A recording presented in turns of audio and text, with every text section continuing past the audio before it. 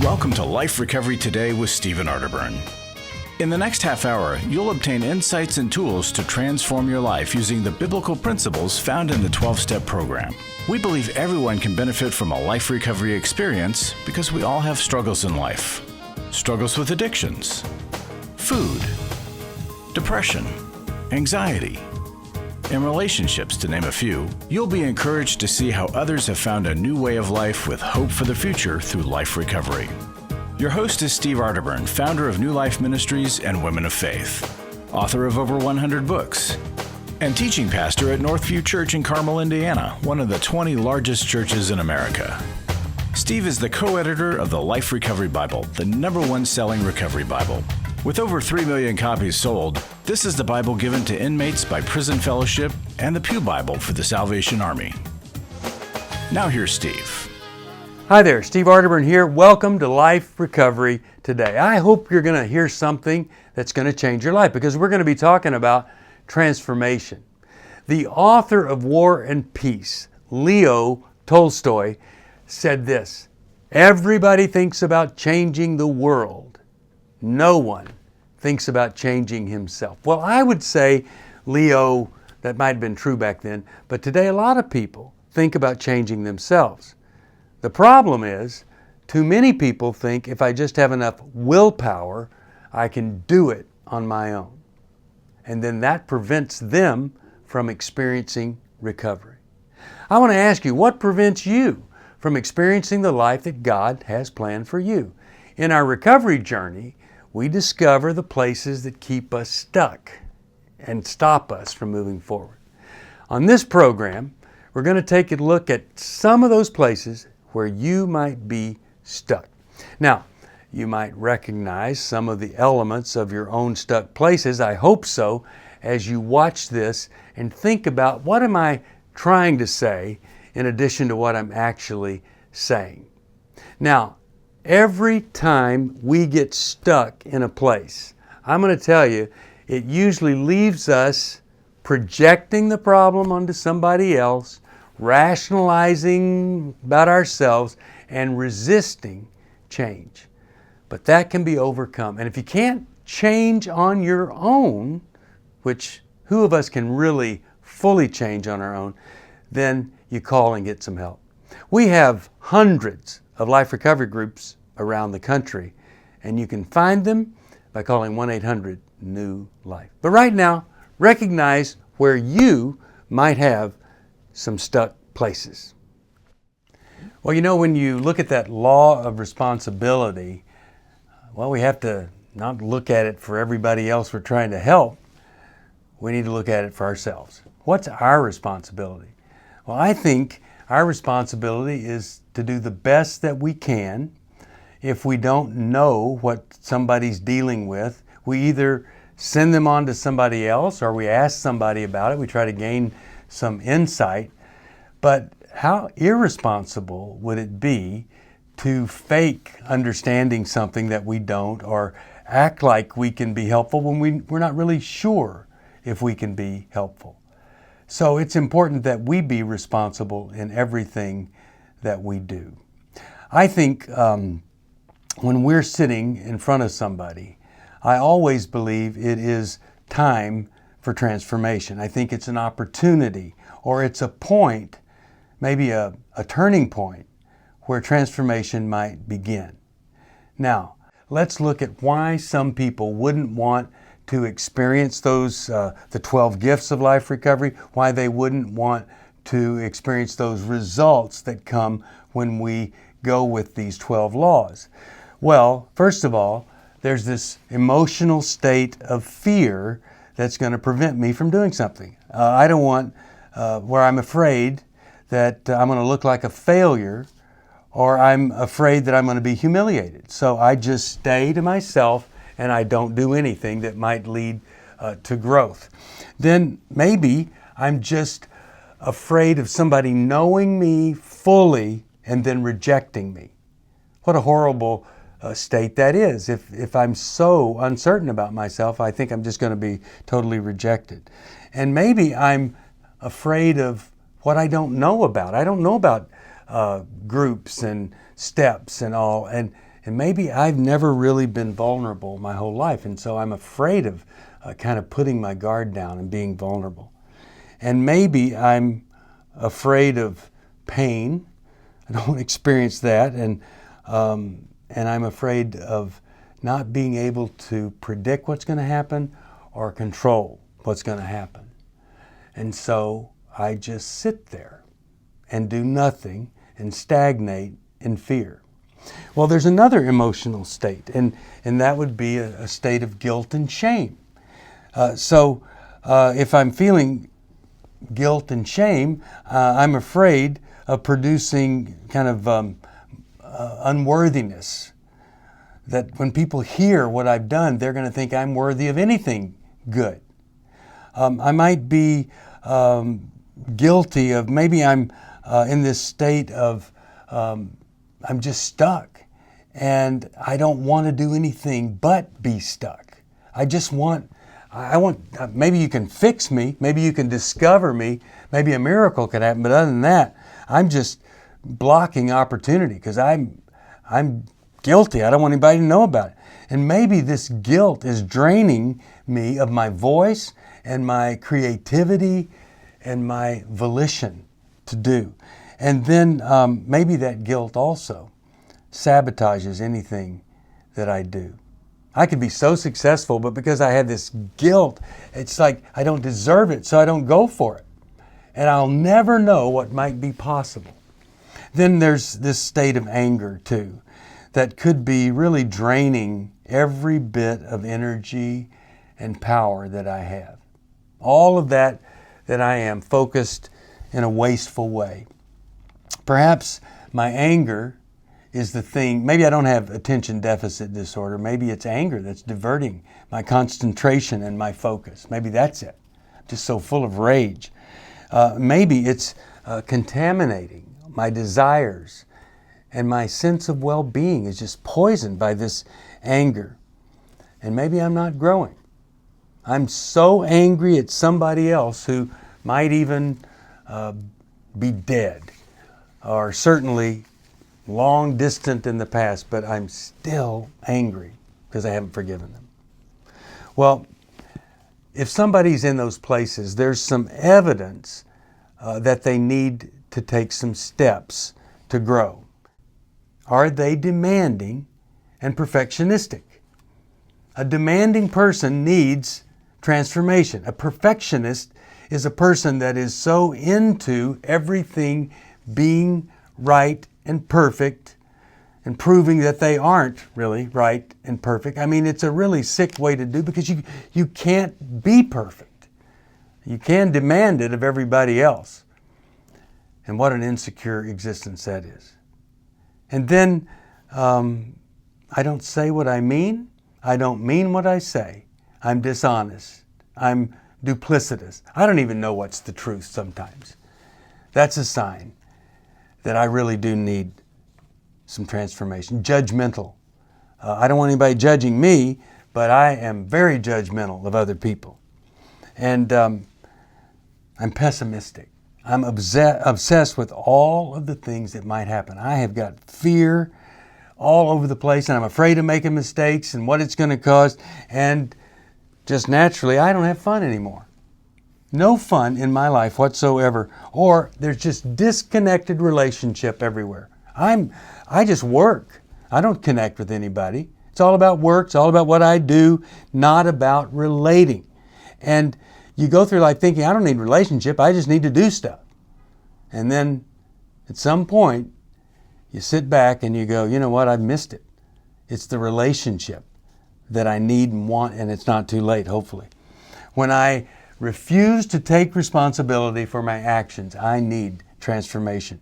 And then if all of my goals are unrealistic, unfulfilled, just unreasonable, so I'll never ever be what I think I ought to be or could be. I'm just not really focused on reality. So I'll always be miserable because I'll never get there. Grudges with other people. If I have a grudge, if I have bitterness, I've got to transform that. I've got to find what it takes to forgive. And then low frustration tolerance. I mean, just the littlest thing sends me. And, I think that's because what I would call emotional augmentation. When you put shame and guilt and fear and all these negative feelings inside of there, everything is going to be augmented. It's going to be more powerful than it needs to be. And so we have to get rid of the negative stuff, resolve the guilt, the fear, and the anger. Are you going through your struggles alone? Do you want someone to talk to help you through your pain? Do you feel like a failure when you relapse again, telling yourself, next time will be different? Don't walk this path alone anymore. Join a life recovery group today and be a person that your friends and family can be proud of. God created us to be in community, and we believe everyone can benefit from a life recovery experience. There are life recovery groups all over the country, and if there isn't one in your area, we can help you start one. Life Recovery brings recovery to you, right where you are. You'll take a journey with others to find healing and freedom. Whether you're looking to join a group or start one, New Life Ministries is here for you. Call us at 1-800-NEW-LIFE or visit liferecoverytoday.net.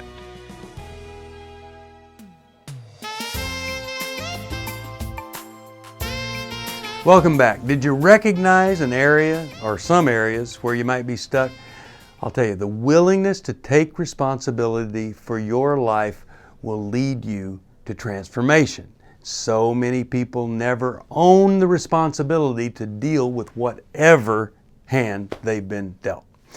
On this segment, you're going to discover how the transformation process actually occurs, and I think you're going to be encouraged by it.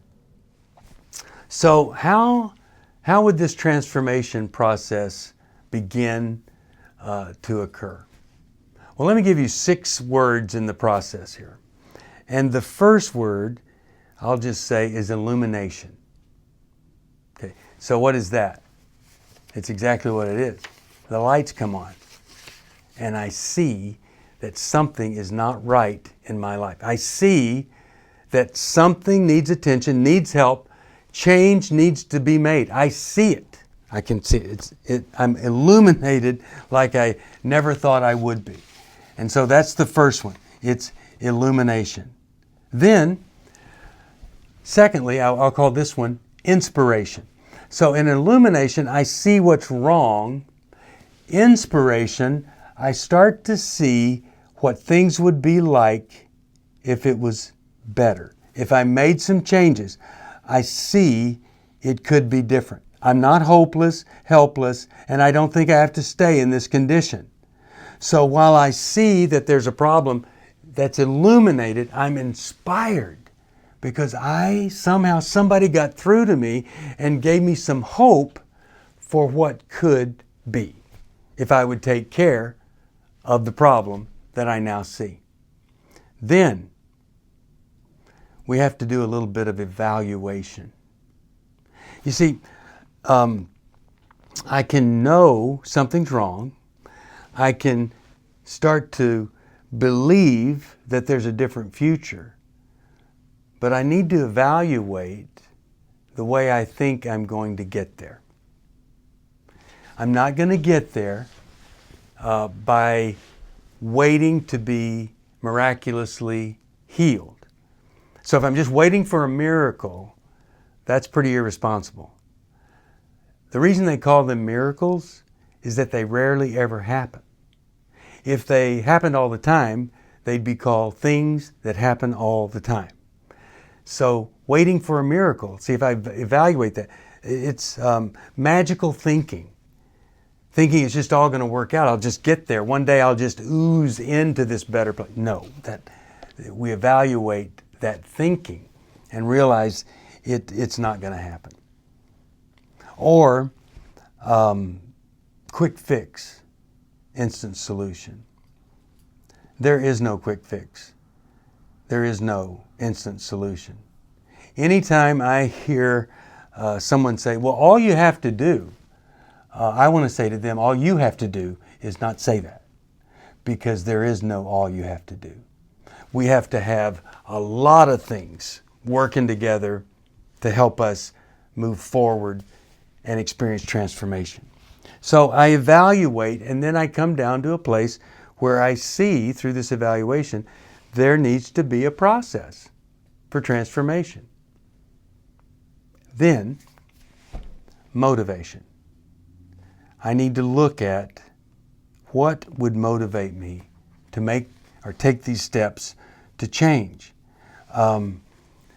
If my motivation is somebody said I should do it, if I feel like I have to do it, maybe I could look at that, because that's probably not going to last very long. Or if my motivation is I got caught and I've got to do something to kind of make things better, horrible motivation. But if my motivation is simply I've done the research, I haven't done too well. I've done the research, and if I will surrender, if I will try a different way, things can be better. Now, there are a couple of different ways that I can surrender into the right kind of motivation.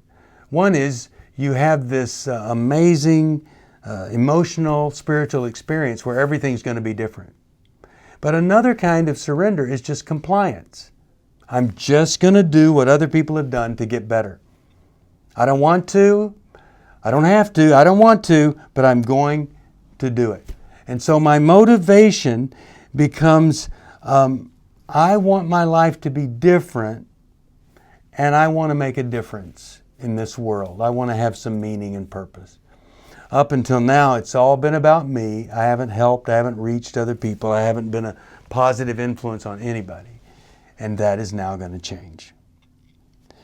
The fifth thing is it's not going to always go well. It's not going to be easy. I need determination. And what I'm saying there is that when we have a setback, I'm not going to stop. When things get really tough, I'm not going to be a big baby and say, oh, it didn't work out the way I thought, and give up. I am going to experience what I need to experience. I'm going to be determined. I'm going to keep going. Not going to give up. I'm going to persevere with determination, because anybody can give up. The people that win do not give up. Never stop dancing. When you don't, number 6, realization. You get to experience the life that you never thought you could have. Ephesians 3:20 says, He will accomplish more in our lives and allow us to accomplish more than we ever imagined or even could think up. That's what God does for us. Ephesians 3:20. And that's what God wants for every person that comes to us for help. He wants something so much greater than we could even imagine. And when we live this way, we look back and go, wow, I could have never imagined that I would be so fortunate to get to be part of that experience, whatever it was. It's hard to find a trusted friend when you're in crisis. Someone who's been there and understands, but who also has the training and skill to give you practical help. Family, friends, and churches want to help, but often they're not equipped to care for those dealing with problems like addiction and pornography, infidelity, anger, depression. New Life Ministries is here to provide help and hope in life's hardest places. We're not focused on making people feel better. We're focused on helping people do the work that will help them be better. At New Life, we have resources available to help you, like books, DVDs, CDs, workshops, and our network of licensed counselors.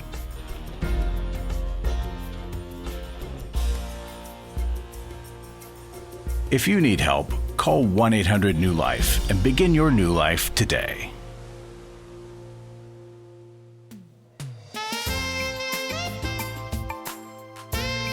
Welcome back again. Now, isn't that amazing? We all, anybody can experience a transformed life. And so many people think they're beyond it, they've blown it too much, and it's not possible. But it is. Well, I want to give you one last encouragement for you and on this very special recovery journey. And I'm telling you, there's a lot to be encouraged about when you're not continuing to live in denial. nobody has gone too far. It's not too late. That you don't have to earn God's grace. It's right there for you. I'll just finish this up with one of my favorite stories. It's a true story, and it happened on a trip to Fairbanks, Alaska. I flew into Fairbanks. It was 40 below zero, they told us as we were landing.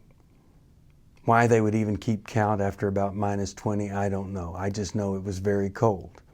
I walked out of the airport in my little jacket, 40 below zero, went out to my rental car, started to pull away and realized that my rental car was plugged in to a socket because the oil would freeze at 40 below. So I had to get out and unplug the car, wrap the cord around the thing out in the front, and then I made my way to the hotel.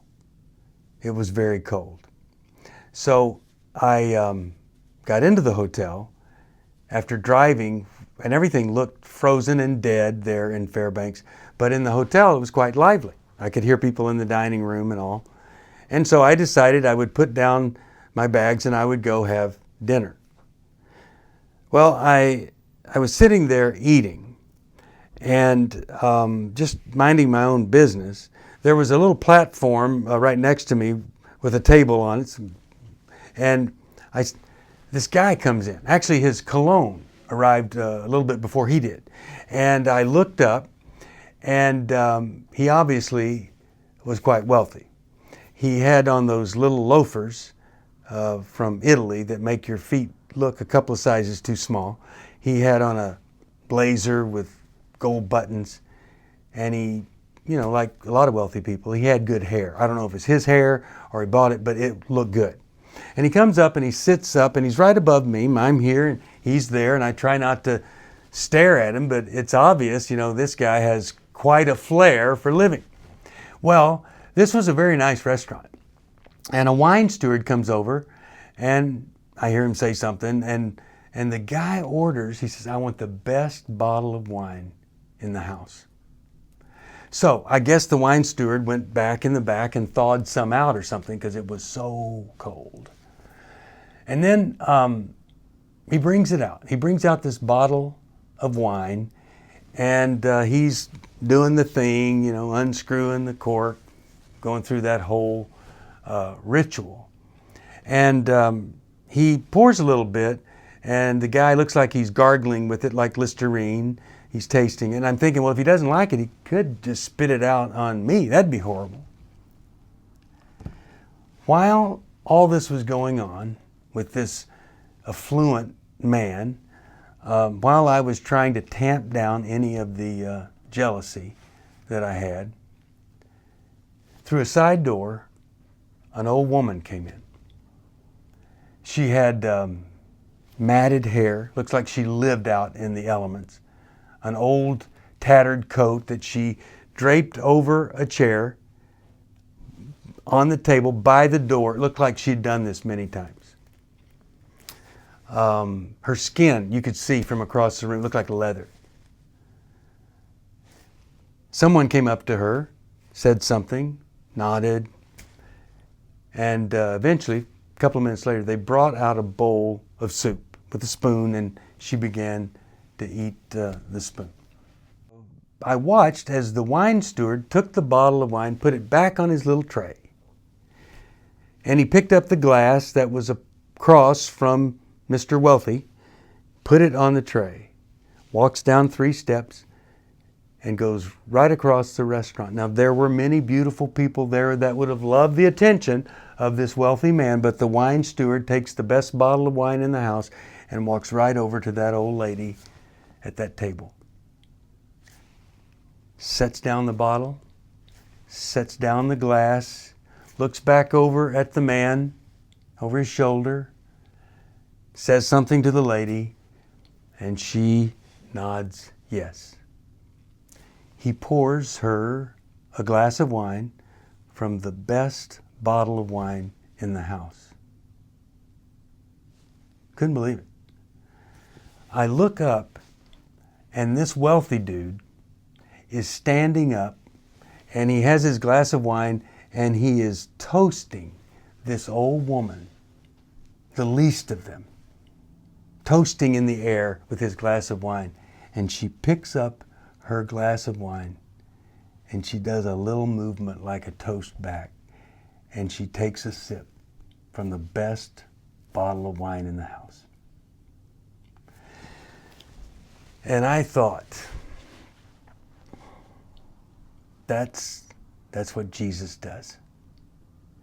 Jesus passes up all the beautiful people and he shares the best he has with the least of us. That's the gift of recovery. He gives us renewal, restoration, and recovery. No matter what we've done, no matter what we've been through, He's there for us. He is for you. He loves you. Now share that love with other people. Okay, welcome back, and I hope that you're willing to take just a little step back, look at the places where you might be stuck. Here's what I believe. I believe God has a plan for your life, a calling on your life, and no matter where you've been, no matter what you have done, God is rich in mercy. And if you have a hard time feeling that, why don't you call us? If you need some help, it's 1-800-NEW-LIFE. And that phone call could be that step, that little step, that could lead to the most amazing transformation that you and the people around you never thought possible. A couple of resources.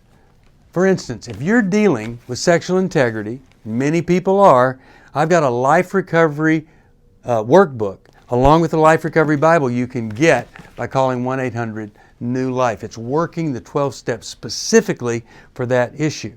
And do yourself a favor. We have Understanding and Loving a Person with Alcohol or Drug Addiction. So if you've been struggling with alcohol or drug addiction, give this to your family members. It'll help them understand you and love you and move into that acceptance role. Two more quick resources: Understanding and Loving Your Child Who Smokes Pot, not a good thing, and Understanding and Loving Your Child with ADHD. As you know, ADHD kind of sets us up for looking for quick fixes and instant solutions. You can help prevent that by helping your child. Hey, thanks for watching. Tell somebody about the program. And if you need help, 1-800-NEW-LIFE, and we can tell you about a life recovery group in your area or online. See you next time. Thanks for joining us for Life Recovery Today with Stephen Arterburn. We hope this program has helped you integrate God's truth and wisdom into your recovery journey. This program is brought to you by New Life Ministries, and it's your support that keeps this program on the air. When you contact us for any reason, be sure to let us know that you watch on NRB. Call us at 1-800-NEW-LIFE or go to liferecoverytoday.net. Please join us again next week for more Life Recovery Today.